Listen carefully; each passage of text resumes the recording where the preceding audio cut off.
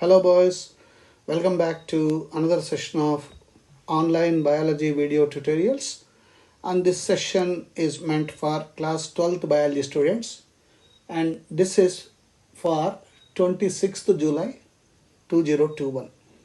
As all of us know, we have been discussing and deliberating upon chapter number 4, reproductive health. In our previous sessions, we talked about the very definition of reproductive health by World Health Organization, and we talked about the government of India taking many steps under the program reproductive and child health care programs. We say RCH, reproductive and child health care programs. And we also talked about the mental and child health services and the importance of family planning. And to attain this family planning projects, we talked about the very importance of birth control to avoid population explosion. One of the main problems that our country is facing is population explosion. As all of us know, whenever population grows beyond the control, there will be heavy demands on natural resources such as water, land, including the air. So the natural resources will be very dearer to us. In order to have these natural resources and make the country and the people comfortable, there is necessity to go for the birth control so that population explosion can be under control. So under this program, we talked about how to achieve this through temporary methods. And under temporary methods, we talked about natural methods. Under natural methods, we talked about the safe period, periodic abstinence or temporary abstinence, withdrawal method or coitus interruptus, and lactational amenorrhea method or absence of menstruation. And we also talked about the barrier methods. In the barrier methods, we said that use of male as well as female condoms. We talked about the cervical caps and valves. And we also talked about the intrauterine devices such as CUT, copper releasing CUT, CU7, multi-load 375, and hormone releasing IUDs such as progestistat, LNG20, and then non-medical IUDs like lips loop, and then oral contraceptives.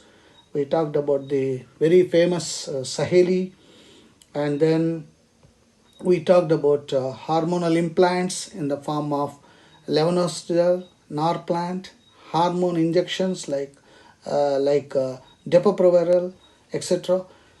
And we continued the search in the form of permanent methods. And in permanent methods, we talked about sterilization by surgery in the form of vasectomy and tubectomy. Now we come to the next one, that is MTP, medical termination of pregnancy. So it is intentional or voluntary termination of pregnancy before full term is called MTP or induced abortion. 45 to 50 million MTPs are performed in a year all over the world. That is 1/5 of total number of conceived pregnancies. MTP helps to decrease the population. Many countries have not legalized MTP due to emotional, ethical, religious and social issues. However, Government of India legalized MTP in 1971 with some strict conditions or restrictions to check illegal female feticide. And this is how at present MTP is legally allowed up to 28th week of pregnancy if the gynecologist considers the need for abortion. But it is safe up to 12 weeks of pregnancy. So the importance of MTP, why should we go for the MTP? To avoid unwanted pregnancies due to casual intercourse or failure of the contraceptive used during coitus or rape cases. It is essential in cases where continuation of pregnancy could be harmful to the mother or to the fetus or to the both. Sometimes it so happens that because it is life threatening for the baby as well as for the mother, or sometimes unfortunately for both, MTP comes in the way. So that is a blessing in disguise. What exactly is done in the MTP? As you are seeing in the picture, a speculum is placed in the vagina. So this is the speculum, you can see, and a tenaculum is clamped to the lip of the cervix. So this is tenaculum, this is clamped, and the cannula is inserted into the uterus. So this is cannula. So this is how the baby, growing baby, will be removed. So around the growing embryo, there is amniotic fluid, okay, and the baby is placed in the bag-like structure, muscular structure, uterus, and there is a connection pipe, placenta, which is connection between mother and the embryo. And as I said, up to 12 weeks it is safe, and MTPs are safe during the first trimester, that is up to 12 weeks of pregnancy. Second trimester abortions are very, very risky for both mother and the baby. Then problems related with MTPs. You see, where there is positive, there is bound to be some negatives. So we need to understand both and weigh the pros and cons. Majority of the MTPs are performed illegally. This is the greatest problem. See, the lawbreaker is more intelligent than lawmaker, they say. So here, the purpose of Government of India legalizing the MTPs to safeguard the mother and the baby or both. Second is to have a population control if it is an unintentional coitus. Okay, but what is happening in our country, unfortunately, this legal issue is being taken into an illegal way. So misuse of amniocentesis test for fetal sex determination. So the moment the doctor inserts in a syringe and sucks out the amniotic fluid and analyze the amniotic fluid, the doctor comes to know, the gynecologist comes to know whether the amniotic fluid has got XX chromosome or XY chromosome, because chromosomes also will be there as in that amniotic fluid.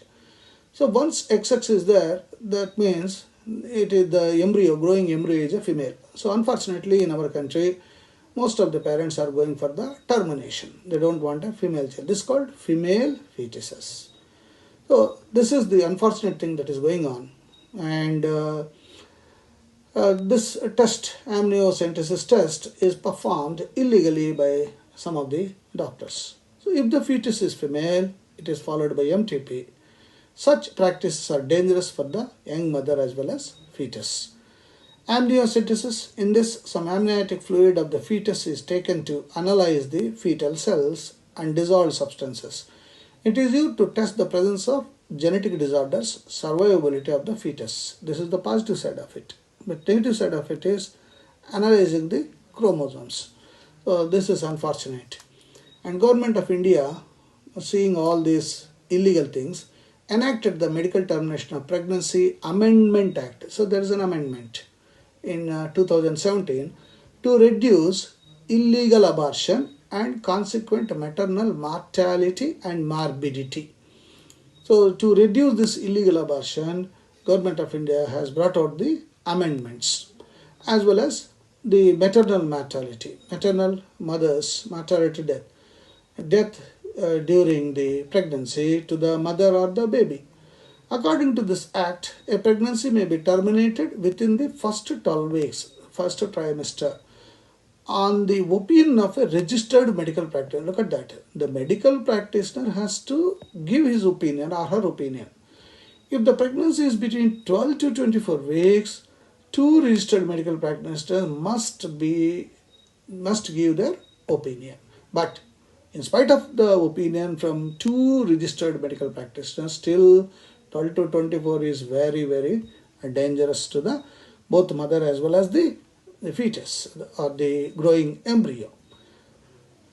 So this is the reason why there is a need for the government of India going for the amendment. And next comes is the STD, sexually transmitted diseases. So diseases are infections which are transmitted through sexual intercourse with infected person are collectively called as STD. The other name for this is venereal diseases, VD, or RTI, reproductive tract infection. So these are the example we can give: syphilis, gonorrhea, genital herpes, chlamydiasis, genital warts, trichomoniasis, hepatitis B, HIV leading to AIDS. So you can see some of the physical symptoms during syphilis. You can see small red dots all over the body, and in gonorrhea you can see inside the mouth also ulcers, and genital herpes on vagina and penis, redness with pimples, and genital warts on the reproductive organs. All these are the symptoms, physical symptoms of that. So hepatitis B and HIV are also transmitted by sharing of injection needles, surgical instruments, etc., by transfusion of blood from infected mother to fetus. Except hepatitis B, genital herpes and HIV, other diseases are completely curable if detected early. See, the clue is if detected early and treated properly. So it will be through unprotected sex with an infected partner, sharing needles with infected person, transmission from infected mother to fetus, infection from the blood products. And symptoms, what are the various symptoms that we can see? Early symptoms: itching, fluid discharge, slight pain, swellings in the genital region. Absence or less significant early symptoms, and the social stigma deter the infected persons to consult a doctor. This leads to complications such as PID, pelvic inflammatory, and pelvis region will be swelling, swollen pelvis. So pelvic inflammatory disease, abortions, stillbirths, means incomplete births, ectopic pregnancies, that is pregnancy will be in the fallopian tube instead of uterus, infertility, or cancer of the reproductive tract. So these are the various symptoms that are associated with STD. You can see the pelvic inflammatory, the pelvis is swollen fully, okay, and here you can see the ectopic pregnancy, embryo is developing in the fallopian tube, and normal pregnancy is only fertilization takes place in the fallopian tube. But once the zygote is formed, that zygote comes and implantation takes place in the uterus. This one is normal. This is abnormal, right? And then the sexually STDs, how to prevent them, how to avoid them. Avoid sex with the avoid sex with unknown partners or multiple partners. Always use condoms during coitus. In case of doubt, go to a qualified doctor for early detection and get complete treatment. All persons are vulnerable to STDs. These are very high